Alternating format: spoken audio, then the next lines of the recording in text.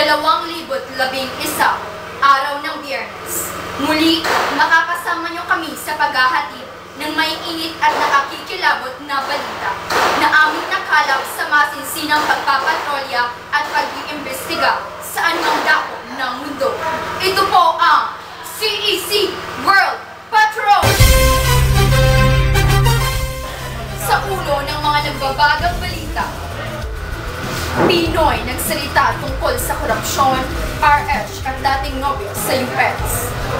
Crime of passion sa loob ng SM Pampanga. Publiko pinag-iingat sa mga online friends. Pinay nanganak sa loob ng eroplano patungong San Francisco. Pinoy nagsalita tungkol sa korupsyon, RH at dating nobyo sa US. May mga isyong gustong pag-usapan ni Pangulong Aquino. Isa na dito ang issue ng tuwid na pamamalakad na naging tema ng kanyang kampanya at paulit-ulit na nababanggit sa kanyang talumpati.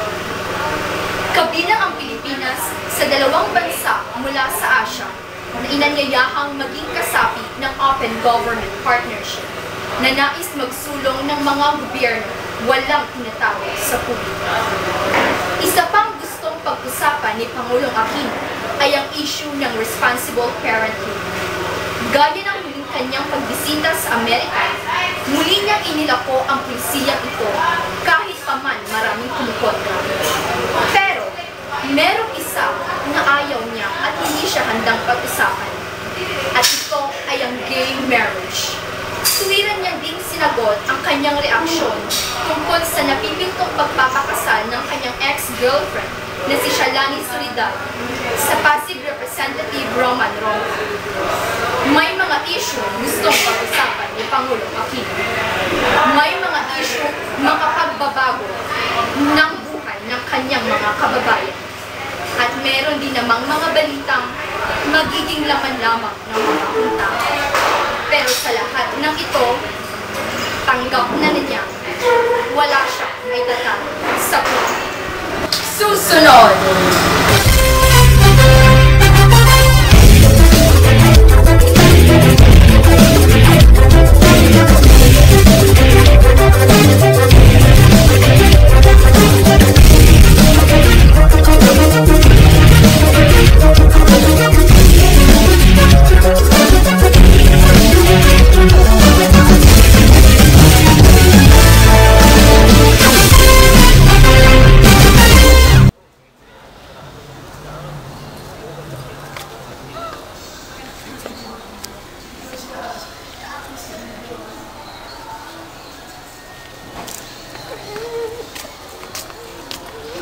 Wapo! Shit! Saglit! Saglit! Oh, yung ano? Yung ano? Yung puso ko ninakaw! Tingnan mo, ang gwapo! Ang gwapo, di ba? Ang gwapo! Istoryahe!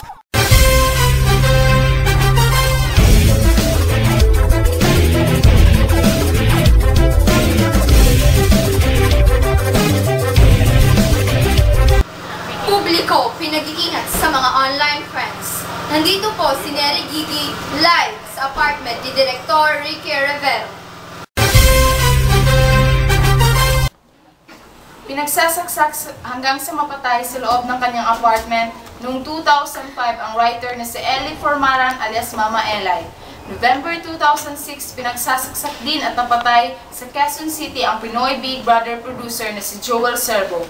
Ang mga suspect sa kaso, pawang naging kaibigan ng biktima at nakaw ang motibo. Kaninang alas 3 ng madaling araw, 17 beses pinagsasaksak si Director Ricky Rivero. Pero buhay siya at ligtas ngayon. Ang nadakip na suspect na 22 anyos na si Hans Ivan Ruiz.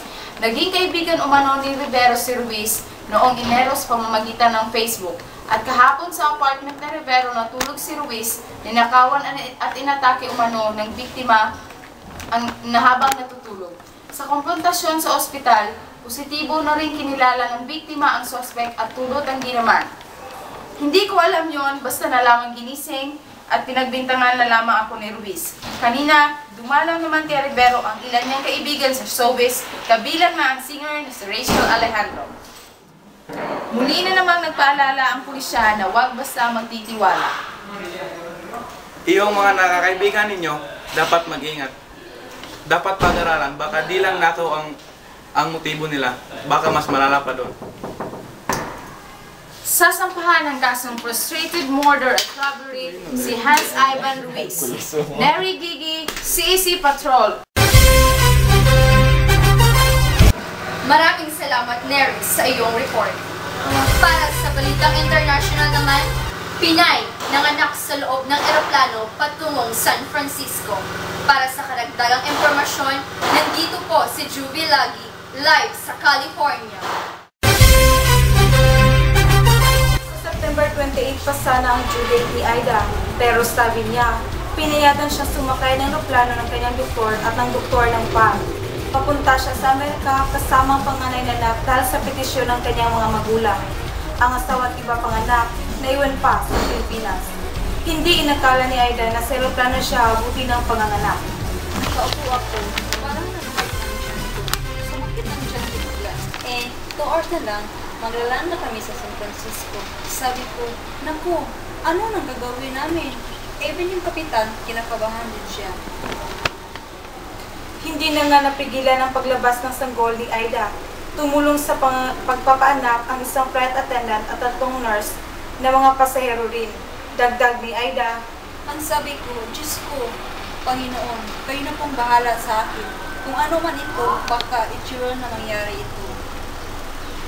bandang 3:25 ng hapon, habang nasa ere, iniluwal ni Aida si Baby Kevin sa isang pribadong area ng aeroplano, malapit sa business class.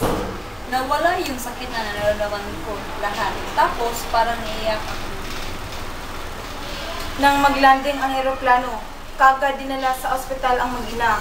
Ayon sa doktor, nasa mabuting kalagayan ang dalawa. Pagkalabas niya ng ospital, tutungo ng Boston si Aida at ang kanyang sanggol para makapiling ang kanyang pamilya at para simulan ang buhay nila bilang bagong emigrant sa Amerika. Juvie Lagi, CEC Patrol, California. Salamat, Juvie. Tiyak namang maswerte yung eroplanong iyong sinasakyan ninyo. Crime of passion sa loob ng SM Pampanga.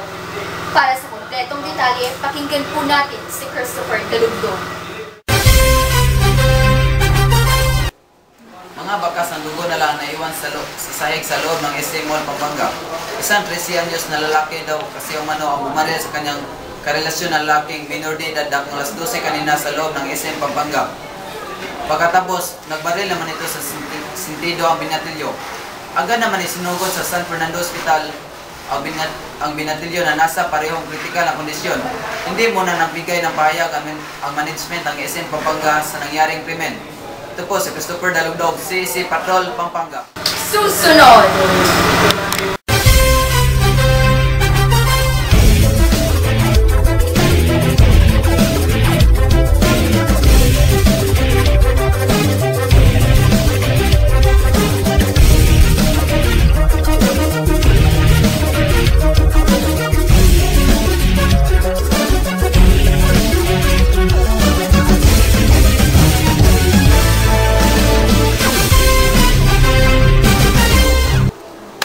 Ready, up! 1, 2, 3.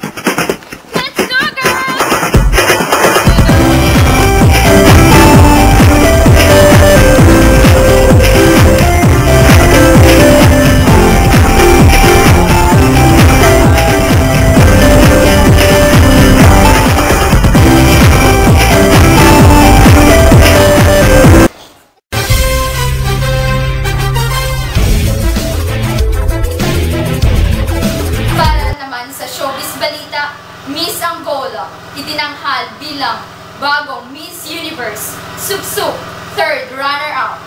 At ang latest Miss News naman ngayon ay Miss Angola Stella Lucas Miss Universe 2011 sa competition na naganap sa San Paulo, Brazil, Lunes ng gabi, Martes ng umaga sa Manila. Siyempre si Sup-Sup, ang 25 years old candidate of the Philippines, ay nakuhang third runner-up.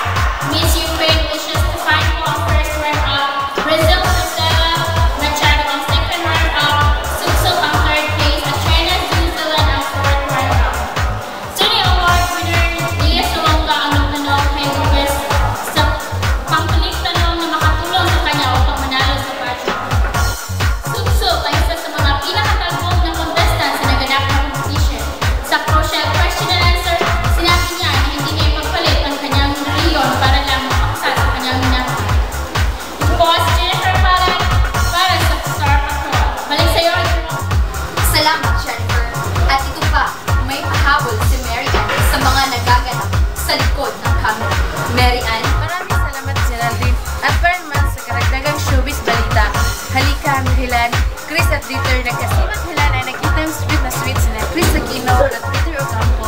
Cyclist TV na kung saan ay nag-iikot ang dalawa sa weekend market sa Sido, Makati City at Mercado Central ng Fort.